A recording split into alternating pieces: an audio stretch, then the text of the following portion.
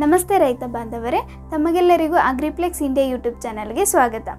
ಇತ್ತೀಚಿನ ದಿನಗಳಲ್ಲಿ ರೈತರಿಂದ ಬಂದ ಅತಿ ಹೆಚ್ಚು ಪ್ರಶ್ನೆಗಳೆಂದರೆ ಈರುಳ್ಳಿಯಲ್ಲಿ ಕೀಟದ ನಿರ್ವಹಣೆ ಹೇಗೆ ಮಾಡಬೇಕಂತ.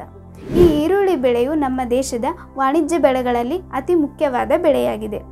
ಈ ಈರುಳ್ಳಿಯನ್ನು ನಾವು ತರಕಾರಿ ಹಾಗೂ ಸಾಂಬಾರು ಪದಾರ್ಥವಾಗಿ ಯೂಸ್ ಮಾಡ್ಬೋದು. ಇದರಲ್ಲಿ ನಾವು ವಿಟಮಿನ್ ಬಿ ಮತ್ತು ವಿಟಮಿನ್ ಸಿ ಕಂಟೆಂಟನ್ನು ನೋಡ್ತೀವಿ. ಇವತ್ತಿನ ಸಂಚಿಕೆಯಲ್ಲಿ ನಾವು ಈರುಳ್ಳಿ ಬೆಳೆಯಲ್ಲಿ ಬರುವಂಥ ಕೀಟಗಳು ಮತ್ತು ಅದರ ನಿರ್ವಹಣೆ ಹೇಗೆ ಮಾಡಬೇಕಂತ ನೋಡೋಣ. ಮೊದಲನೇದಾಗಿ ಥ್ರಿಪ್ಸ್ ನುಸಿ. ಈ ಥ್ರಿಪ್ಸ್ ನುಸಿಯು ಈರುಳ್ಳಿಯ ಎಲೆಗಳ ಮೇಲೆ ಅಂದರೆ ಸುಳಿಗಳ ಮೇಲೆ ಕಂಡುಬರುತ್ತದೆ. ಇದು ಪ್ರಾರಂಭಿಕ ಹಂತದಲ್ಲಿ ರಸಗಳನ್ನು ಹೀರೋಕೆ ಸ್ಟಾರ್ಟ್ ಮಾಡುತ್ತದೆ. ಹೀಗೆ ರಸ ಹೀರ್ತಾ ಎಲೆಗಳ ಮೇಲೆ ನಾವು ಬಿಳಿಯಾದ ಮಚ್ಚೆಗಳನ್ನು ನೋಡ್ಬೋದು.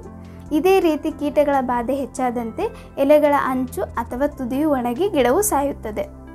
ಈ ಕೀಟವನ್ನು ತಡೆಗಟ್ಟಲು ನಾವು ಅಸಿಫೇಟ್ ಎಂಬ ಕೆಮಿಕಲ್ನಿಂದ 2 ಗ್ರಾಂ ಪ್ರತಿ ಲೀಟರ್ ನೀರಿಗೆ ಬೆರೆಸಿ ಸಿಂಪಡಣೆ ಮಾಡಬೇಕು. ಇದು ಮಾರ್ಕೆಟಲ್ಲಿ ಲ್ಯಾನ್ಸರ್ ಗೋಲ್ಡ್ ಎಂಬ ಕೀಟನಾಶಕ ಹೆಸರಿನಿಂದ ದೊರೆಯುತ್ತದೆ. ಈರುಳ್ಳಿ ಬೆಳೆಯಲ್ಲಿ ಬರುವಂಥ ಎರಡನೆಯ ಮುಖ್ಯವಾದ ಕೀಟ ಎಂದರೆ ಎಲೆ ತಿನ್ನುವ ಕೀಟ. ಇದನ್ನು ನಾವು ಇಂಗ್ಲೀಷಲ್ಲಿ ಲೀಫ್ ಈಟಿಂಗ್ ಕ್ಯಾಟರ್ಪಿಲ್ಲರ್ ಅಂತ ಕರಿತೀವಿ. ಇದು ಮೊದಲನೇದಾಗಿ ನೋಡೋಕೆ ಹಸಿರು ಬಣ್ಣದಿಂದ ಕೂಡಿರುತ್ತದೆ. ತದನಂತರ ಕಂದು ಬಣ್ಣಕ್ಕೆ ತಿರುಗುತ್ತದೆ. ಇದು ಈರುಳ್ಳಿಯ ಎಲೆಗಳನ್ನು ಕೊರೆದು ತಿನ್ನುತ್ತಾ ಹೋಗುತ್ತದೆ. ಹೀಗೆ ಕೊರೆದು ತಿನ್ನುವುದರಿಂದ ಎಲೆಗಳು ಒಣಗಿ ಸಾಯುತ್ತದೆ.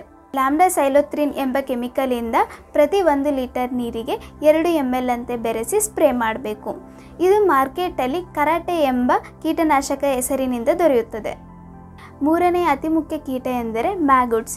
ಇದು ಮಣ್ಣಿನಲ್ಲಿ ಬೆಳೆಯುವಂಥ ತರಕಾರಿಗಳನ್ನು ಮತ್ತು ಸಸಿಗಳನ್ನು ತಿಂದು ಬೆಳೆಯುತ್ತದೆ.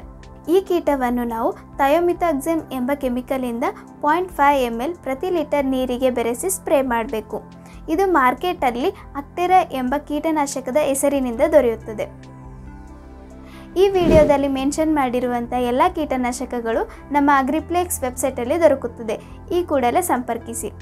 ಇದೇ ಥರ ಕೃಷಿಗೆ ಸಂಬಂಧಿಸಿದಂಥ ವಿಡಿಯೋಗಳನ್ನು ನೋಡಬೇಕಾದಲ್ಲಿ ನಮ್ಮ ಅಗ್ರಿಪ್ಲೆಕ್ಸ್ ಯೂಟ್ಯೂಬ್ ಚಾನಲ್ಗೆ ಸಬ್ಸ್ಕ್ರೈಬ್ ಮಾಡಿ ಕೆಳಗೆ ಮೆನ್ಷನ್ ಮಾಡಿರುವಂಥ ನಂಬರ್ಗೆ ಸಂಪರ್ಕಿಸಿ.